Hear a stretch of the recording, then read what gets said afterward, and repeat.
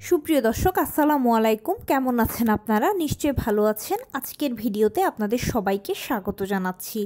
আজকে আমি আপনাদের সাথে শেয়ার করব লেবার পেইন যে শুরু হয়েছে সেটা কিভাবে বুঝবেন।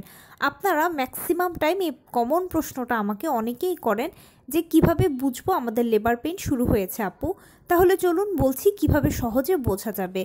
বাই দ্য ওয়ে, মূল ভিডিওতে যাওয়ার আগে একটা কথা বলি, আমি আমার চ্যানেলে pregnancy related, specially normal delivery related অনেক ইম্পর্টেন্ট তথ্য ভিডিও আকারে শেয়ার করে থাকি। এই তথ্যগুলো আমার পার্সোনাল এক্সপেরিয়েন্স ও আমার ডক্টরের সাজেশন থেকে নেওয়া। তাই আমার চ্যানেলটিকে যদি একবার আপনারা ভিজিট করেন তাহলে আপনারা আপনাদের প্রশ্নাতীত মনের অনেক প্রশ্নের উত্তর পেয়ে যেতে পারেন। আমন্ত্রণ জানাবো আমার চ্যানেলটিকে একবার ভিজিট করে দেখার জন্য।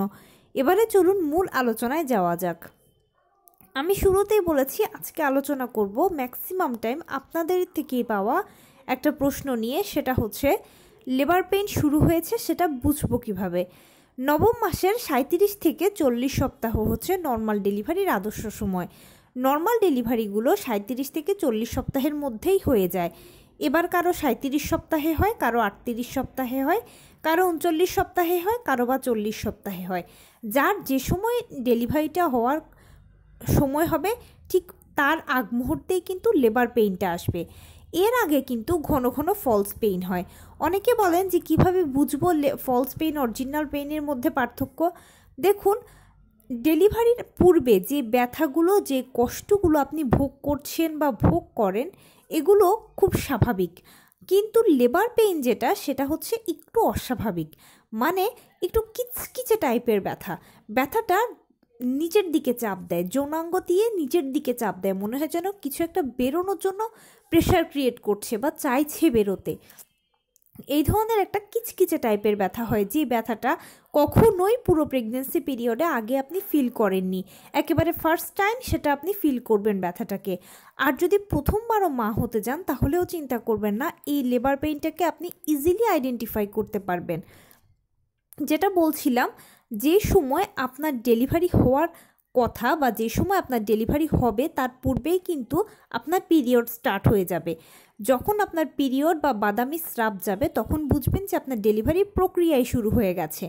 ডেলিভারি প্রক্রিয়া অনেকে মনে করেন পেইন দিয়ে শুরু হবে, কিন্তু পেইন দিয়ে ডেলিভারি প্রক্রিয়াটা শুরু হয় না, হয় পিরিয়ড হওয়া দিয়ে। একদম আমাদের পিরিয়ডের প্রথম দিন যেরকম হালকা বাদামি বা হালকা গোলাপি বর্ণের স্রাব যায়, এখানেও ঠিক সেরকম হালকা বাদামি বা হালকা গোলাপি বর্ণের স্রাব যাবে, প্লাস আপনার ফিলিংসটাও হবে পিরিয়ডের মতো। আপনার কাছে সবসময় একটা ভেজা ভেজা লাগবে, এক ধরনের খিটখিটে থাকবে, কোমরের তলপেটে পিরিয়ডের প্রথম দিনের মতো পেইন হবে। তখন আপনি যখন চেক করবেন তখন খেয়াল করবেন যে এই ধরনের আপনার বাদামি স্রাব যাচ্ছে বা পিরিয়ড শুরু হয়ে গেছে। এতে ঘাবড়ানোর কিছু নেই, এটা লেবার এর প্রথম ধাপ। দ্বিতীয় ধাপে গিয়ে আস্তে আস্তে আপনার পানি ভাঙতে শুরু করবে। সেই পানি ভাঙাটা কারো কারো ক্ষেত্রে 1-2 ফোঁটা করে ভাঙে, কারো কারো ক্ষেত্রে তার থেকে একটু বেশি ভাঙে, কারো কারো আবার প্রস্রাবের মতো ঝরঝর করে পানি ভাঙে। যদি প্রস্রাবের মতো ঝরঝর করে পানি ভাঙে তাহলে আপনি অতি দ্রুত হসপিটালে চলে যাবেন। কারণ কি, বেশি পানি যদি একসাথে ভেঙে যায় তাহলে বাচ্চারা মায়ের গর্ভে শুকিয়ে মারা যাবে। আর যদি 1-2 ফোঁটা করে পানি ভাঙে তাহলে শটান বিছানায় শুয়ে থাকবেন, হাঁটা চলা করার প্রয়োজন নেই। কারণ একটাই, বেশি পানি যদি ভেঙে যায় তাহলে বাচ্চা মায়ের গর্ভে শুকিয়ে মারা যাবে। এরপরে তৃতীয় পর্যায়ে গিয়ে পেইন আসবে। পেইনটা প্রথমে হালকা থাকবে, তারপরে মাঝারি হবে, এরপরে ভারী হবে। আমি বলে এসেছি শুরুতেই যে পেইনটা একটু কিচকিচে টাইপের ব্যথা, নিচের দিকে এই পেইনটা যেন কিছু একটা বেরোনোর জন্য চেষ্টা করছে, এই ধরনের চাপ দিতে থাকে। আর এই পেইনটা কখনো এক নাগাড়ে হয় না, এটা কারো কারো 10 মিনিট পরে পরে হয়, কারো 15 মিনিট পরে পরে হয়, কারো আধা ঘন্টা পর পর হয়। প্লাস যখন পেইনটা আসবে তখন কয়েক সেকেন্ড থাকবে, এরপর পুরোপুরি চলে যাবে। আপনি তখন ওঠা বসা হাঁটা খাওয়া চলা সব করতে পারবেন। এরপরে আবার হয়তো 10 মিনিট পরে পেইনটা আসলো, কয়েক সেকেন্ড থাকলো, আবার চলে গেল। এভাবে করে পেইনটা হালকা থাকবে প্রথমে, এরপরে একটা পর্যায়ে সেটা মাঝারি হবে, এরপরে সেটা ভারী হবে।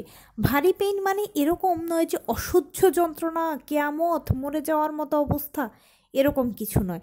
ভারী পেইন মানে হচ্ছে সেটা বারে কমে আসবে। প্রথমে যদি 10 মিনিট পর পর পেইন হতো, এখন হয়তো 3-4 মিনিট পর পর হবে, কমতে কমতে সেটা কয়েক সেকেন্ড পর পর হবে। এভাবে যখন হতে থাকবে তখনই আপনাকে লেবার রুমে নেওয়া হবে। ভারী পেইন ছাড়া কিন্তু ডেলিভারি হবে না। লেবার রুমে যখন যাবেন তার পরবর্তীতে ডাক্তারদের যা যা প্রক্রিয়া আছে আপনার সাথে করণীয় সেগুলো করবেন, এবং এর মধ্যেই দেখবেন যে বাচ্চা ভেতর থেকে চাপ দিতে শুরু করে দিয়েছে। ডাক্তাররা যখন জরায়ু চেক করেন তখনই এটা বলতে থাকেন যে মা, আপনার বাচ্চা নিচের দিকে নামছে, আপনি জোরে জোরে চাপ দিন, জোরে জোরে চাপ দিন। আপনি যদি ঠিকঠাক মতো 2-3টে চাপ দিতে পারেন তাহলে ইনশাল্লাহ দেখবেন যে ডেলিভারিটা দ্রুত হয়ে গেছে, আপনার কষ্টও কম হবে। আপনারা এটা নিয়ে একদম টেনশন করবেন না যে আমি কি বুঝতে পারবো আমার লেবার পেইনটাকে। আপনি একদম বুঝতে পারবেন লেবার পেইনটা কখন শুরু হচ্ছে বা কোনটা অরিজিনাল লেবার পেইন, কারণ এটা অন্যান্য সকল পেইনের থেকে একদম ডিফারেন্ট। আর এটাকে ইজিলি বোঝা যাবে কারণ ধরেই কারো লেবার পেইন শুরু হয় না, খুব কম মানুষের হয়। 90% বা 95% ডেলিভারিগুলোই কিন্তু একেবারে প্রথম পিরিয়ড হওয়া দিয়ে শুরু হয়ে যায়। হ্যাঁ, কিছু কিছু ডেলিভারি আছে, 2-1% ডেলিভারি যেখানে আসলে কোনো প্রক্রিয়াই হয় না, সরাসরি পেইন শুরু হয়ে যায়। আর তখনও এইরকম হলে মায়েরা বুঝতে পারেন যে এটা আসলে আমার লেবার পেইনই শুরু হয়েছে, কারণ পেইনের ধরনটাই হচ্ছে অন্য সব কিছুর থেকে আলাদা, ভিন্ন রকম। তো এই ছিল আজকের ভিডিও। কেমন লাগলো বলুন। যদি ভালো লেগে থাকে ও হেল্পফুল হয়ে থাকে তাহলে প্লিজ লাইক, কমেন্ট, শেয়ার করতে একদম ভুলবেন না। আর সেই সাথে আমার চ্যানেলটিকে সাবস্ক্রাইব করার বিনীত অনুরোধ রইল। পাশে থাকা বেল আইকনটি ক্লিক করে দেবেন যেন আমি ভিডিও আপলোড করার সাথে সাথে আপনারা নোটিফিকেশান পেয়ে যান। যদি কোনো প্রশ্ন থাকে কমেন্টসে জানাবেন, আমি রিপ্লাই দেব। প্লাস যদি কোনো পরামর্শ থাকে যে কোন বিষয়ের উপরে ভিডিও বানালে আপনারা উপকৃত হবেন সেটাও জানাবেন। আমি আপনাদের পছন্দের সর্বোচ্চ প্রায়োরিটি দেব। ভালো থাকবেন, সুস্থ থাকবেন। আসসালামু আলাইকুম।